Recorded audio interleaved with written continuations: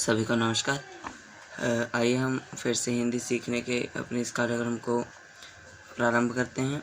कल जैसे कि हमने कुछ महत्वपूर्ण विषयों पर चर्चा कर ली थी कि भाषा क्या है, वर्ण क्या है, व्याकरण क्या है, शब्द क्या है, वाक्य क्या है।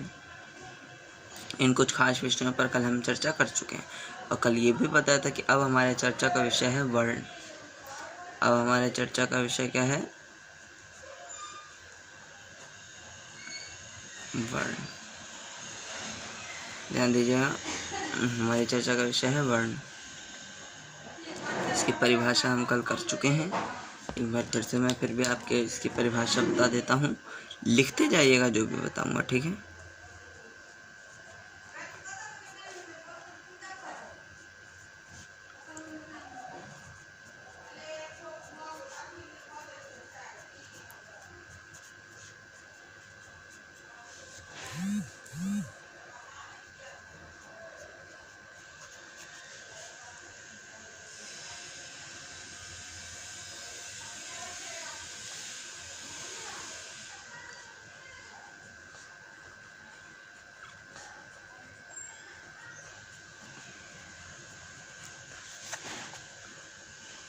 परिभाषा है, भाषा की सबसे छोटी से छोटी इकाई को वर्ण कहते हैं।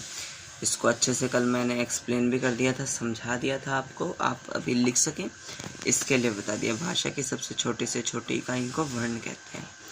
अब वर्ण कौन कौन से हैं अभी हम वो लिख लेते हैं। ये हमने पूर्ण वर्णमाला यहाँ लिख ली है, ये सभी हमारे वर्ण हैं। और जैसा कि हम कल डिस्कस कर चुके थे कि वर्णों के समूह को क्या कहते हैं? वर्णमाला। तो ये जो है पूरा, ये क्या है हमारा? वर्णमाला। ये देखिए, ध्यान से देखिएगा कितने वर्णमाला है, देख रहे हैं ये सब? यह सभी हमारी वर्णमालाएं हैं, वर्णों के समूह को। तो ये सारे हमारे वर्ण हैं। अब ये तो आप जान गए वर्ण हैं इतने सारे। इन सब का उच्चारण कैसे करेंगे? शुद्ध उच्चारण। वैसे तो हमें पता है इन सब की ध्वनि क्या आती है, एक बार मैं पढ़ देता हूँ। अ, आ, ई, उ, री, ए, ओ, औ, अंग, अ। क, ख, ग, घ, च, छ, ज, झ, ट, ठ, ड, ढ, त, थ, द, ध, प, फ, ब, भ, म, य, र, ल, व, तालव्य श, मूर्धन्य श, दंतव्य स, ह, क्ष, त्र, ज्ञ, श्र। ठीक है, वर्ण इसके अलावा भी हैं, और भी वर्ण हैं, परंतु मूल स्तर पर मुख्य रूप से हमें ये पढ़ाए जाते हैं। मैं बाकी वर्णों को भी आपको बताऊंगा धीरे धीरे समय आने पर, ठीक है? तो ये तो हम इसका सामान्य उच्चारण जानते हैं, लेकिन इसका जो शुद्ध उच्चारण है, इसका जो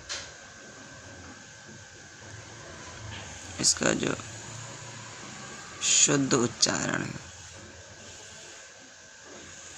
इस पर एक मैं वीडियो डालूंगा, अवश्य देखिएगा इन सभी के उच्चारण को कैसे किया जाए। ठीक है, इन सभी का उच्चारण कैसे किया जाए, इस पर मैं एक स्पेसिफिक वीडियो अवश्य डालूंगा। तो आइए आगे बढ़ते हैं। हम वर्णों की बात कर रहे हैं। एक छोटा सा चार्ट अभी मैं आपको बना के दिखा रहा हूँ। तो एक टेबल टाइप का है, चार्ट मान लीजिए, उसको ध्यान से देखिएगा, ठीक है? देखिए, ये कुछ एक चार्ट के तौर पर मैंने बनाया वर्ण। ये लिखा हुआ उच्चारण के आधार पर वर्णों के दो भेद हैं, स्वर वर्ण, व्यंजन वर्ण। ये उच्चारण के आधार पर है, कहने का अर्थ है और भी हो सकते हैं, ठीक है? अभी मैं पढ़ा नहीं रहा हूँ, मैं बता रहा हूँ हो सकते हैं। उच्चारण के आधार पर दो भेद होते हैं, स्वर वर्ण, व्यंजन वर्ण। आज मुख्य रूप से हम स्वर वर्ण पर चर्चा करेंगे। स्वर, ये जो वीडियो होगी इसमें से हम स्वर केवल क्लियर करेंगे। व्यंजन वर्ण के लिए मैं अलग से बनाऊँ, क्योंकि व्यंजन थोड़ा सा वास्ट है, ठीक है? स्वर वर्ण, स्वर वर्ण तीन प्रकार के होते हैं मुख्य रूप से, आपने दो पढ़े होंगे, ह्रस्व स्वर, दीर्घ स्वर। मैं एक प्लुत स्वर भी लेकर के आया हूँ, ये हालांकि कई लोगों ने नहीं भी पढ़ा होगा, लेकिन मैं इसे भी पढ़ाऊँगा। ह्रस्व स्वर, दीर्घ स्वर, ये हमें मुख्य रूप से हम इसका प्रयोग नहीं करते हैं, ठीक है? ये पढ़ने का आवश्यक नहीं है, लेकिन मैं थोड़ा सा इसका कवर अवश्य करूँगा। ह्रस्व स्वर, दीर्घ स्वर, प्लुत स्वर। तो लेकिन इससे पहले स्वर की और व्यंजन की परिभाषा लिख लीजिए। ठीक है, स्वर की और व्यंजन की परिभाषा। स्वर, तो मैं आपको बोल के भी लिखवा देता हूँ और लिख के भी। ठीक है,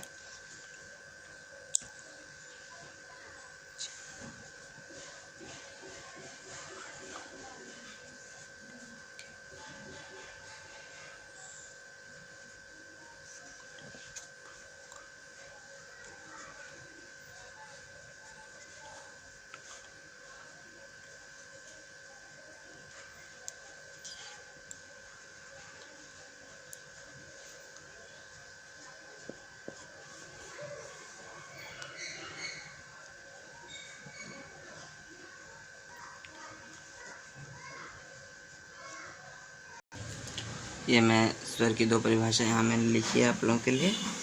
पहली परिभाषा और दूसरी परिभाषा दोनों ही महत्वपूर्ण है। जिन वर्णों के टुकड़े नहीं किए जा सकते स्वर वर्ण कहलाते हैं। ठीक है, ये परिभाषा मैं आपको कुछ देर बाद एक्सप्लेन करूँगा। 2 मिनट का पॉज देता हूँ। जिन वर्णों का उच्चारण करते समय वायु मुख विवर से बिना किसी रुकावट के निकलती है स्वर कहलाते हैं। यानी स्वर वर्ण का जब हम उच्चारण करेंगे ना, स्वर वर्ण का उच्चारण करेंगे, ध्यान दीजिए, स्वर वर्ण का, तो जो मुख से हवा नहीं, अब बिना वायु के कोई ध्वनि उत्पन्न नहीं होती। ध्वनि उत्पन्न होगी तभी हम स्वर चिन्हों का प्रयोग करेंगे। तो जब मुख से ध्वनि आई तो ध्वनि किससे उत्पन्न होती है? वायु से। तो वायु जो है वो मुख विवर से, यानी मुख के अंदर से बिना किसी रुकावट के, यानी कहीं टच नहीं हुई, कहीं नहीं रुकी, डायरेक्ट बाहर आई। उससे जो साउंड प्रोड्यूस हो, उससे जो ध्वनि क्या कहते हैं, ध्वनि बनी, ध्वनि प्रकट हुई, वो ध्वनि स्वर ध्वनि कहलाती है। ठीक है, यहाँ मैं जितनी भी हमारे स्वर ध्वनियाँ हैं वो लिख लेता हूँ, ध्यान दीजिएगा। अ, आ, ई, उ, री, ए, ओ, औ। ये आप देख रहे हैं, ये कुल 11 हमारे व्याकरण में, हिंदी व्याकरण में कुल 11 स्वर होते हैं। ठीक है, 1 2 3 4 5 6 7 8 9 10 11, कितने स्वर होते हैं? 11 स्वर होते हैं। ध्यान दीजिएगा, कुल हिंदी व्याकरण में 11 स्वर होते हैं। ठीक है, अब इस वाले को एक्सप्लेन करता हूँ। ठीक है, इस पहली परिभाषा तो आप समझ गए। एक बार इनका उच्चारण कीजिए। जैसे कि हमने कहा, उच्चारण के आधार पर ये 2 भेद होते हैं वर्णों के। स्वर भी उच्चारण के आधार पर, व्यंजन भी उच्चारण के आधार पर होता है, उच्चारण के आधार पर। तो जब उच्चारण के आधार पर हो रहा है तो इसको भी उच्चारण में ही देखेंगे। चलिए उच्चारण करते हैं। अच्छा, ध्यान दीजिएगा, परिभाषा देखिएगा, जो हवा निकल रही है, ये काम कीजिए, आप उच्चारण कीजिए और मुख के सामने ना हाथ रख लीजिए अपनी उंगलियों को, और आप महसूस करेंगे कि वायु तो आ रही है परंतु मुख में कहीं वो टच नहीं हो रही है, या आपको अंदर से फील होगा। अ, ई, उ, री, ए, ओ, औ, आ, ई, उ, री, ए, ओ, औ। कहीं पर भी टच नहीं हुआ, स्वर वर्ण है ये। ठीक है, बिना किसी रुकावट के वायु डायरेक्ट निकल आई। तो हिंदी वर्णमाला में कितने स्वर वर्ण होते हैं? 11 स्वर वर्ण, नोट डाउन कर लीजिएगा। चलिए नेक्स्ट परिभाषा को एक्सप्लेन करते हैं। जिन वर्णों के टुकड़े नहीं किए जा सकते स्वर वर्ण कहलाते हैं। इसके कहने का अर्थ है कि क्या आप अ के टुकड़े कर सकते हैं? जो ध्वनि निकल रही है अ, ये एकांत ध्वनि है। ये कैसी ध्वनि है? एकांत ध्वनि। इसके टुकड़े हो ही नहीं सकते, ना आ, न ई, न ई, न उ, न री, न ए, न ओ, न औ। इनके टुकड़े हो ही नहीं सकते, प्रयास करने पर भी नहीं होंगे। लेकिन अगला हमारा जो है, ये आप समझ गए होंगे। इस परिभाषा में कई लोगों को समस्या हो रही होगी, ये मैंने क्या लिखा है, अभी आप अच्छे से इसको समझेंगे। ठीक है, अगला हमारा है व्यंजन। केवल व्यंजन की अभी हम परिभाषा देखेंगे। ठीक है, और थोड़ा सा मेन व्यंजन पर अभी नहीं जाएंगे। जो हमने व्यंजन के प्रकार लिखे हैं इस पर हमें नहीं जाना है, हमें वार्तालाप इस वीडियो में इन तीनों पर करना है। व्यंजन थोड़ा सा समझा रहा हूँ। ठीक है, परिभाषा लिखते हैं। स्वर हो गया, ये लिख दिया। व्यंजन की परिभाषा पढ़ते हैं।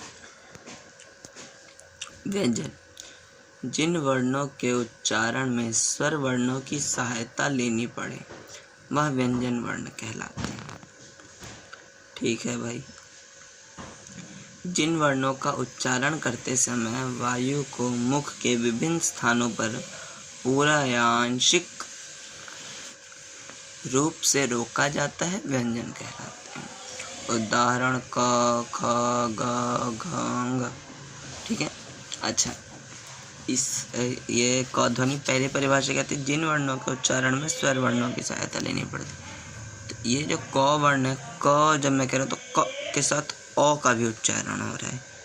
क में अ का उच्चारण, अ की ध्वनि हम मुझे सुनाई दे रही है। क अंत में अ की ध्वनि सुनाई दे रही है और अ क्या है हमारा? स्वर वर्ण है। स्वर वर्ण की सहायता लेनी पड़ी इसके उच्चारण में। समझ गए? अब क ध्वनि जब हमारे मुख से निकल रही है, हाथ रखिए आगे, तो आपको ऐसा प्रतीत होगा अपने मुख के अंदर कि वायु जो है ना वो कंठ से होते हुए टकराते हुए निकल रही है। क अच्छा, मुख के आगे मत रखिए, हाथों को गले पर रखिए। ये जो ध्वनि वाली नली होती है, गर्दन गले, उस पर रखिए इसे और महसूस कीजिए कि वायु गले में टकरा रही है कंठ में। क क क है ना। सॉरी, ख, ग, घ, ग, ग, ग, घ, ग, ख और सब में अ ध्वनि आ रही है। ठीक है। अब स्वर की पहली परिभाषा पर आ जाते हैं। जिन वर्णों के टुकड़े नहीं किए जा सकते। अच्छा देखिए, ये स्वर वर्ण है, इसको तोड़ नहीं सकता मैं। ठीक है, इसके टुकड़े नहीं कर रहा। लेकिन ये जो व्यंजन वर्ण है इसके टुकड़े कर रहा हूँ मैं। कैसे?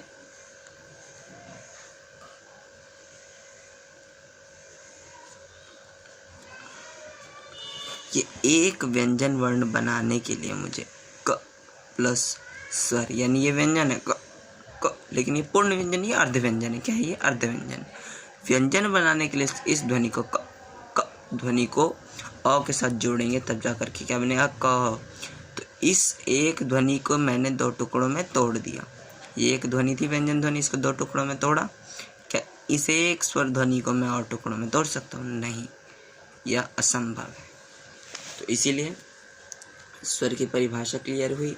व्यंजन की परिभाषा हम दोबारा पढ़ेंगे जब मैं व्यंजन पर वीडियो डालूंगा। अभी हमारा चर्चा का विषय है स्वर। आइए स्वर की ओर बढ़ते हैं।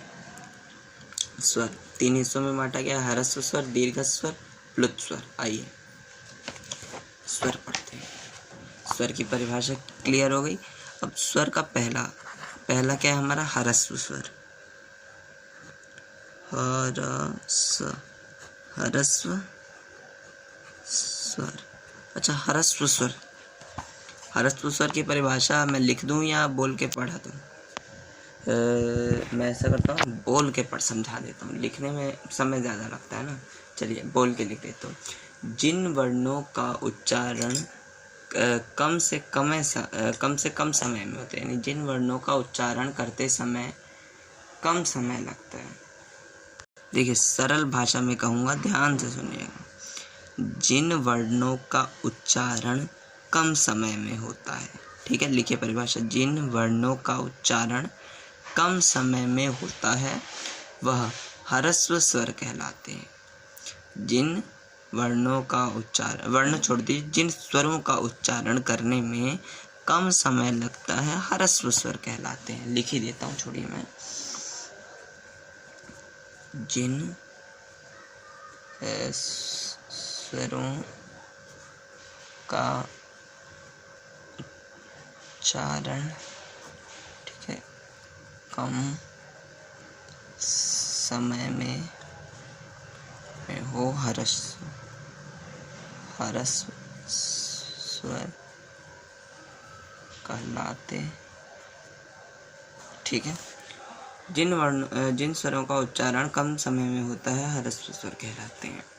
अब लिखिए, हिंदी वर्णमाला में 4 ह्रस्व स्वर हैं। कितने हैं? 4 ह्रस्व स्वर। कौन कौन से?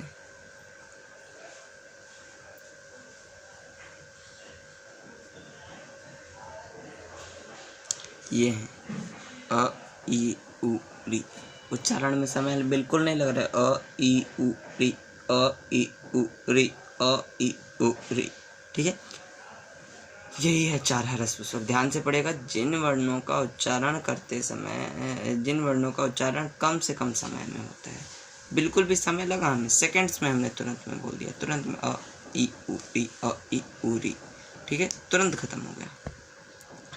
नेक्स्ट आ जाते हैं। ह्रस्व स्वर क्लियर हो गया है। एग्जाम्पल, हिंदी वर्णमाला में 4 ही ह्रस्व स्वर है, ध्यान रखिएगा। स्वर के लिए ह्रस्व स्वर कितने हैं? 4 ही हैं। दूसरा ह्रस्व के बाद है हमारा दीर्घ स्वर। अब बिल्कुल सरल है ये भी। दीर्घ स्वर, अच्छा, दीर्घ से ही हमें समझ में आ रहा है। दीर्घ यानी बड़ा, लंबा, थोड़ा ज्यादा। दीर्घ स्वर की परिभाषा क्या होगी? जिन स्वरों का उच्चारण ह्रस्व स्वर के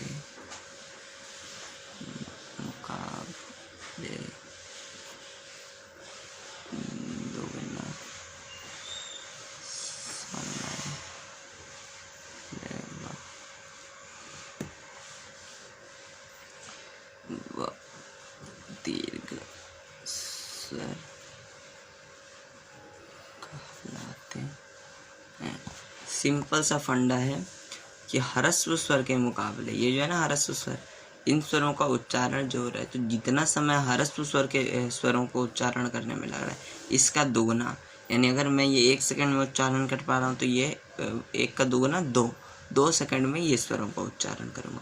यानी ह्रस्व के मुकाबले जिसमें ज़्यादा समय लगे वह दीर्घ स्वर होते हैं। और हिंदी वर्णमाला में कितने दीर्घ स्वर होते हैं? 7 दीर्घ स्वर होते हैं। ठीक है, कितने होते हैं? 7। कौन कौन से होते हैं? आ, ई, उ, ए, ओ, ये 1 2 3 4 5 6 7, ये 7 क्या होते हैं? दीर्घ स्वर। इनका उच्चारण कीजिए, इससे ज्यादा समय लगेगा। अ, आ, ई, उ, अधिक समय लगा। री का कोई मुकाबले ही नहीं है इसमें। आगे बढ़ते हैं। ए, ओ, औ, समय लग रहा है, इससे अधिक समय लग रहा है। इन चारों का उच्चारण तुरंत हो जा रहा है। अ ई उ री, अ ई उ री। लेकिन आ, ई, उ, ए, ओ, औ, समय लग रहा है। दीर्घ स्वर। अंत में मैंने आपको एक और बताया, प्लुत। यह आपने पहले कभी नहीं पढ़ा होगा, कभी भी नहीं पढ़ा होगा, ये मेरा दावा है। कुछ लोगों ने शायद पढ़ा भी हो, लेकिन ज़्यादातर लोगों ने नहीं पढ़ा होगा प्लुत स्वर। प्लुत स्वर की परिभाषा ये है कि प्लुत स्वर है, देखिए, ये सबसे कम समय में, ये इससे थोड़ा ज़्यादा समय में, ये सबसे ज़्यादा समय में। ह्रस्व के मुकाबले तिगुना और दीर्घ के मुकाबले दुगुना समय जिसमें लगता है। दीर्घ के मुकाबले दुगुना, ह्रस्व के मुकाबले तिगुना, यानी इन दोनों से ज़्यादा समय जिन स्वरों के उच्चारण में लगता है, ठीक है, वो क्या होता है? प्लुत स्वर। इसकी परिभाषा लिख नहीं रहा हूँ क्योंकि उतना महत्वपूर्ण है नहीं, केवल आपकी जानकारी के लिए, नॉलेज के लिए मैं बता रहा हूँ प्लुत स्वर क्या होते हैं। ह्रस्व और दीर्घ के मुकाबले जिन वर्णों के उच्चारण में अधिक समय लगता है वो प्लुत स्वर कहलाते हैं। समझ गए? उदाहरण स्वरूप ले लीजिए।